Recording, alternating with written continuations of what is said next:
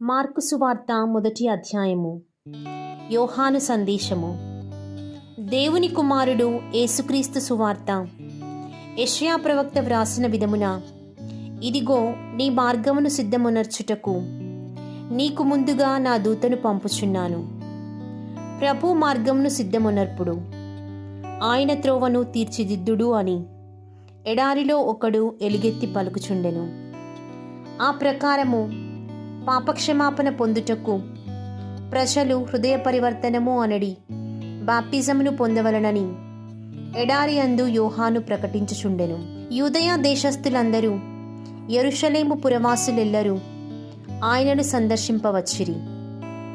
తమ తమ పాపములను వారు ఒప్పుకొనుచుండా యోర్దాను నదిలో యోహాను వారికి బాప్తిస్మము ఇచ్చుచుండెను. యోహాను ఒంటె రోమముల వస్త్రమును నడుమునకు తోలు పట్టిని కట్టుకొని మిడతలను భుజించుచు పుటుక తేనెను త్రాగుచూ జీవించుచుండెను. నాకంటే శక్తిమంతుడొకడు నా వెనుక రానున్నాడు. నేను వంగి ఆయన పాదరక్షల వారును విప్పుటకైనను యోగ్యుడను కాను. నేను మిమ్ము నీటితో స్నానము చేయించితిని, కాని ఆయన మిమ్ము పవిత్రాత్మతో స్నానము చేయించును అని యోహాను ప్రకటించుచుండెను. యోర్దాను నదిలో యేసు బాప్తిస్మము. అంతటా గలిలయ సీమలోని నజరేతు నుండి యేసు వచ్చి యోర్దాను నదిలో యోహాను చేత బాప్తిస్మము పొందెను. ఆయన నీటి నుండి వెలుపలకు వచ్చిన వెంటనే పరమండలము తెరవబడుట, పవిత్రాత్మ పావుర రూపమున తనపై దిగివచ్చుట చూచెను. అప్పుడు పరలోకము నుండి ఒక వాణి, నీవు నా ప్రియమైన కుమారుడవు, నిన్ను గూర్చి నేను ఆనందించుచున్నాను అని వినిపించెను. ఎడారిలో శోధన.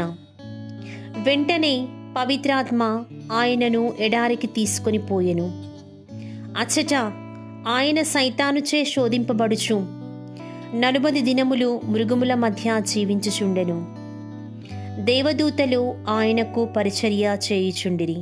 గలిలయ ప్రాంతము క్రీస్తు ప్రబోధము. యోహాను చెరసాలలో బంధింపబడిన పిమ్మట యేసు గలిలయ సీమకు వచ్చి, కాలము సంపూర్ణమైనది, దేవుని రాజ్యము సమీపించినది, హృదయ పరివర్తనము చెంది సువార్తను విశ్వసింపుడు అని దేవుని సువార్తను ప్రకటించెను. బెస్తలను పిలుచుట. యేసు గలిలయ సరస్సు తీరమున వెళ్ళుచుండగా వలవేసి చేపలను పట్టు సిమోనును అతని సోదరుడు అంద్రెయను చూచెను. వారు జాలరులు. మీరు నన్ను అనుసరింపుడు, మిమ్ము మనుషులను పట్టు జాలరులుగా చేసెదను అని యేసు వారితో పలికెను. వెంటనే వారు తమ వలలను విడిచిపెట్టి ఆయనను వెంబడించిరి.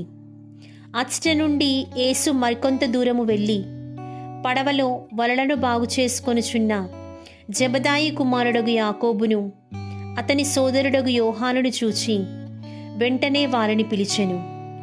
వారు తమ తండ్రిని పనివారితో పడవలో విడిచిపెట్టి ఆయనను అనుసరించిరి. దయ్యము పట్టినవాడు. వారు కఫర్నాము చేరిరి. వెంటనే యేసు విశ్రాంతి దినమున ప్రార్థనా మందిరమున ప్రవేశించి బోధింపసాగెను. ఆయన బోధకు అచ్చటనున్న వారు ఆశ్చర్యపడిరి. ఏలయనా ధర్మశాస్త్ర బోధకుల వలె కాక అధికారపూర్వకముగా ఆయన బోధించెను. అప్పుడు అపవిత్రాత్మ ఆవేశించిన వాడొకడు కేకలు వేయుచు, నజరేతు వాసియగు యేసు, మాతో నీకేమి పని? మమ్ము నాశనము చేయవచ్చితివా? నీవు ఎవరవో నేను ఎరుగుదును, నీవు దేవుని పవిత్రమూర్తివి అని అరచెను. నోరు మూసుకొని వీని నుండి వెడలిపొమ్ము అని యేసు దానిని గద్దింపగా అది వానిని విలవిలలాడించి బిగ్గరగా అరచి వదిలిపోయెను. అంతటా అచటి వారందరూ ఆశ్చర్యపడి, ఇది ఏమి? ఈ నూతన బోధ ఏమి? అధికారముతో ఆజ్ఞాపింపగా అపవిత్రాత్మలు సహితము ఆయనకు లోబడుచున్నవి అని తమలో తాము గుసగుసలాడుకొనసాగిరి. ఆయన కీర్తి గలిలయ ప్రాంతమంతటా వ్యాపించెను. ఆరోగ్య ప్రదానము. పిదప యేసు ఆ ప్రార్థనా మందిరము నుండి యాకోబు యోహానులతో తిన్నగా సిమోను ఆంద్రేల ఇంటికి పోయెను. అప్పుడు సిమోను అత్త జ్వరముతో మంచము పట్టి ఉండెను. వారు ఆమె విషయమును ఆయనకు తెలిపిరి. ప్రభు ఆమెను సమీపించి ఆమె చేతిని పట్టి లేపగా జ్వరము వీడిపోయెను. అంతటా ఆమె వారికి పరిచర్య చేయసాగెను. సాయం సమయమున ప్రజలు సకల వ్యాధిగ్రస్తులను, దయ్యము పట్టిన వారిని యేసు వద్దకు తీసుకొని వచ్చిరి. ఆ పురవాసులందరూ ఆ ఇంటి వాకిట గుమికూడిరి. అప్పుడు అనేక వ్యాధులచే బాధపడుచున్న వారందరినీ యేసు స్వస్థపరిచి పెక్కు దయ్యములను విడలగొట్టెను. తనను ఎరిగి ఇండుట వలన ఆయన ఆ దయ్యములను మాట్లాడనీయలేదు. వేద ప్రచారము. ఆయన వేకువజాముననే లేచి ఒక నిర్జన ప్రదేశమునకు పోయి ప్రార్థన చెయ్యనారంభించెను. సీమోను అతని సహచరులు ప్రభువును వెదకుచూ వెళ్ళి ఆయనను కనుగొని, అందరూ మిమ్ము వెదకుచున్నారు అని చెప్పిరి. మనము పరిసర గ్రామములకు పోవుదము రండు, అచ్చట కూడా నేను సువార్తను ప్రకటింపవలయును.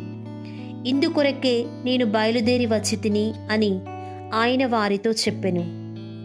ఆయన ప్రార్థనా మందిరములలో సువార్తను ప్రకటించుచు దయ్యములను విడలగొట్టుచు గలిలయ సీమ యందంతటా పర్యటించెను. కుష్ఠరోగికి స్వస్థత. కుష్ఠరోగి ఒకడు వచ్చి ప్రభువునకు మోకరించి, నీకు ఇష్టమగునచో నన్ను స్వస్థపరపగలవు అని ప్రాధేయపడెను. యేసు చాలిపడి చేయి చాచి వానిని తాకి, నాకు ఇష్టమే, శుద్ధి పొందుము అనెను. వెంటనే అతని కుష్ఠరోగము తొలగిపోయెను.